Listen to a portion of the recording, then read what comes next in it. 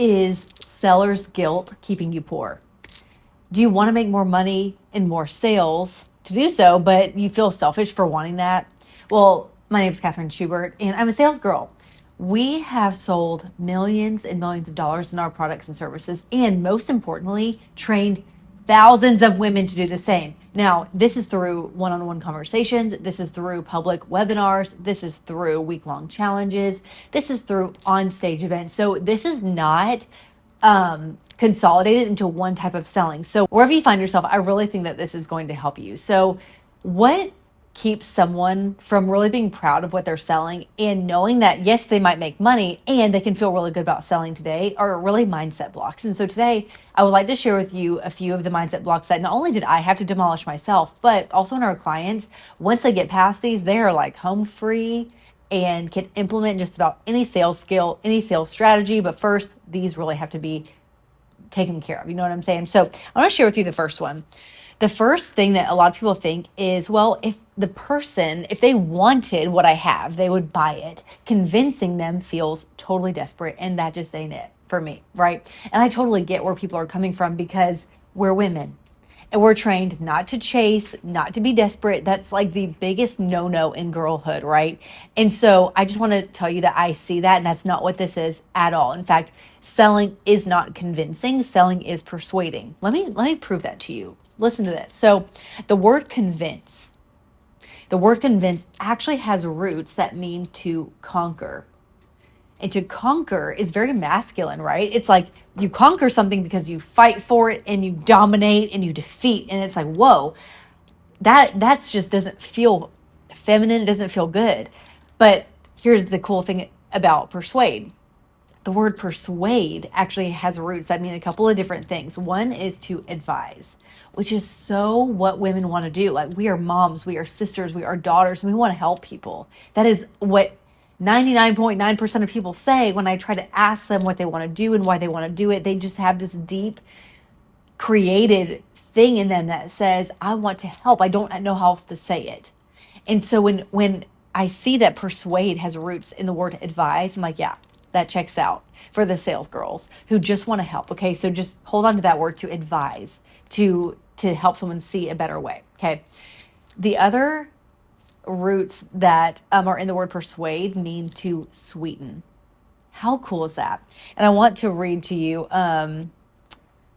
something from scripture. It's actually Proverbs 16:24. Gracious words are honeycomb, sweet to the soul and healing to the bones. The cool thing about persuading someone as a sales girl is that you actually heal parts of them that they thought were totally defeated, disappointed, broken, all that kind of stuff. But your words can actually sweeten something. And I want to show you how this looks, the difference between convincing someone to do something and sweetening, healing words that are persuasive. Okay. So something that is convincing might sound like this, okay? So let's just say that you teach people how to run paid advertising. And the person you're talking to is like, that doesn't work. That is just throwing your money into a burning flame of trash can fire. And you, if you were to want to convince them, saying something like, oh, well, you just need to do it. You'll make more money. Just trust me. Don't be crazy.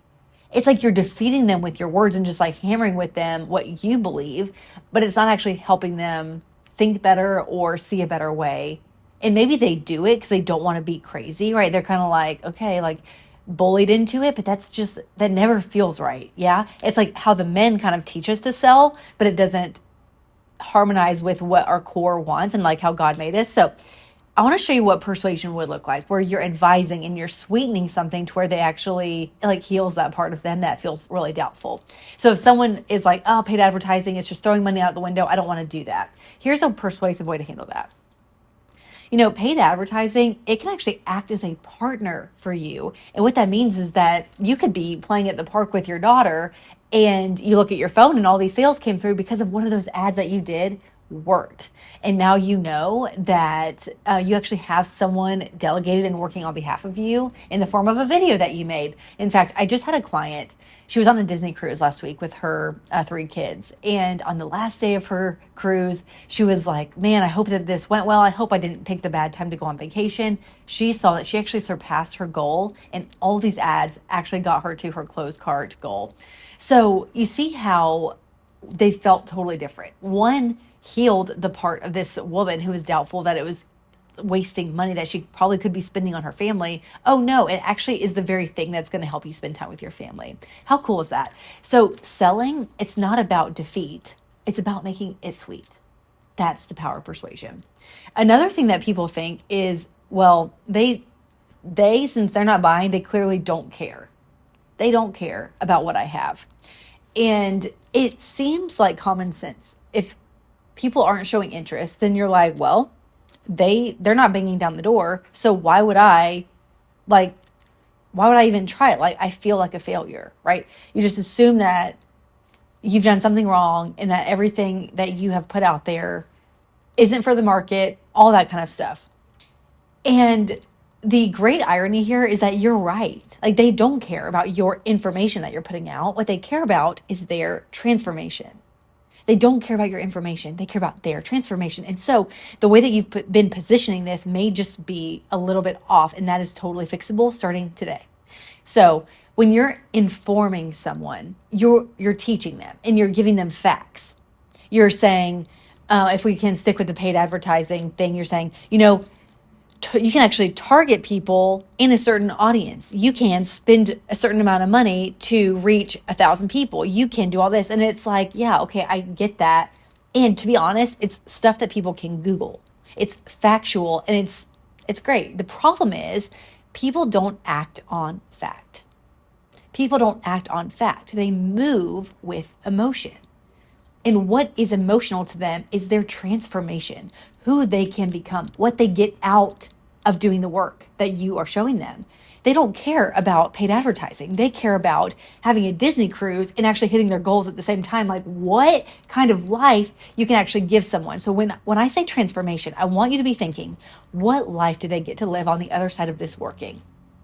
What kind of life do they get to live on the other side of this working?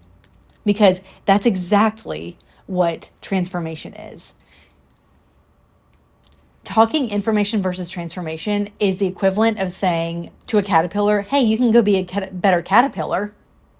Understanding paid advertising and by conquering them with this information and defeating them with this information versus helping them see that they could become this butterfly. It's like a totally different life. You're not crawling on the ground. You're like up in the sky, seeing the world from a different place. You have a totally different perspective on everything and you love the way that your life feels. So I want to give you another example that's totally different, but it's about people who maybe you teach strengthening and body workout or metabolism, something like that. The difference in informing someone and transforming them would be, and this is just with your content, by the way, and it could also be true of like a sales call. Like I said, this surpasses the medium that you're using. But for example, you informing someone about building muscle, let's just say that you're talking about your arms. There's 3 ways to build shoulder muscles. There are front raises, side raises, and Arnold presses, right? You could tell that to someone in like a post, content, and they're like, oh, cool. Like, I'm going to totally do that. I'm going to save that post. Like, that's lovely. We love the engagement. What we don't love is when they engage and don't buy. Okay, so we're done with that life. And here's what I want you to really think about instead. Is showing someone, like the video could actually be them doing an arm workout. Hey, guess what? When you do front raises like this, what you're actually doing is strengthening your shoulder muscles. Not only are they going to look good, but you're also going to be able to hold your chunky little 6-month-old and they're going to be giggling. And they are going to not only have the best time, but you're going to make a memory that sears in your brain as one of the sweetest times of your life. Now, that is the power of doing a shoulder workout. Do you see how that information is so much weaker than that transformation? You're actually probably more sold on doing the workout rather than just being like, oh, that would be nice. It's like, no, I'm going to do that at whatever cost. Let's freaking go. Okay, that's the power of that. So I want to encourage you to be a transformer, not just a teacher. You can teach them once they're in your program. You're still going to want to transform their minds there because they're always going to be growing and developing, but be a transformer, not just a teacher. The last thing that people are very stuck in is this thought that selling must be selfish because I'm making money. I get money from it, and therefore I'm being selfish. There's no way around it, and they just cannot see a different way. The reason people think this is because they're like, if I'm winning in any way, then it must be about me. And that is the problem, is that you're thinking about making money more than you're thinking about the person. That's what's got you stuck. That is the selfish thing, is to be so consumed with the money. When in actuality, money is the byproduct of doing all the things that we've talked about. When you're a transformer, people want to buy from you. And then when they buy from you, guess what? You're going to have more money in your bank account. But if you're so obsessed with like, okay, I got to hit this money, I got to hit this goal, you become someone who's so not focused on the person that you end up draining all of your energy and feeling defeated before you even start. Zig Ziglar has this amazing quote that you might want to write down wherever you can see it often. And it says, you will have everything you want in life if you will just help enough other people get what they want. Money is a natural byproduct of persuading for good and of sweetening something and healing someone's thoughts that they have about working out or paid advertising or whatever the case may be. When you heal them, that's when they want to move towards you. There's also a book that I want to recommend called Business Secrets from the Bible. And in Secret 16, Rabbi Daniel Lapin says, making money is a cause and effect relationship. The effect is money. The cause is serving people God created. And so the question is not, how will I make money? How will I make money? It's, how can I serve my fellow man?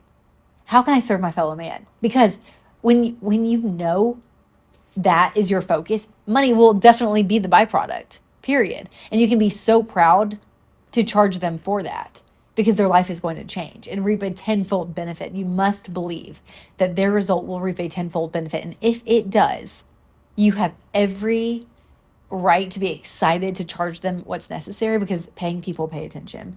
I want you to also think about Sarah Blakely for a second. Selling is selfish. Okay, if that's what you're thinking, selling is selfish. Selling is actually the most selfless that you can do because of the way that you help people. So Sarah Blakely, she is the inventor of Spanx. And the way that this got started was because she is an inventor at heart, and she knew that women were feeling really bad about their midsection. But when people wore pantyhose, they were a little bit sucked in. So she's like, well, what if I just cut the legs off of these things and people felt sucked in without having to wear pantyhose all the time? So that's how Spanx were born. And she was so focused on helping her fellow man and helping women feel so good about it that not only did she become a multi-billionaire in selling her company, but she's also admired by women of all ages, even little girls, because she has foundations that help them be confident. That is the absolute power of obsessing over someone else's problem to the point where you feel like it is an obligation to go change the world with your item. Money is the natural byproduct of that. Okay. And so when you think about that cause that Daniel Rabbi Lapin talks about, the cause and effect relationship, when you focus on the cause, it will make you both money and get you in applause. It is so incredibly powerful.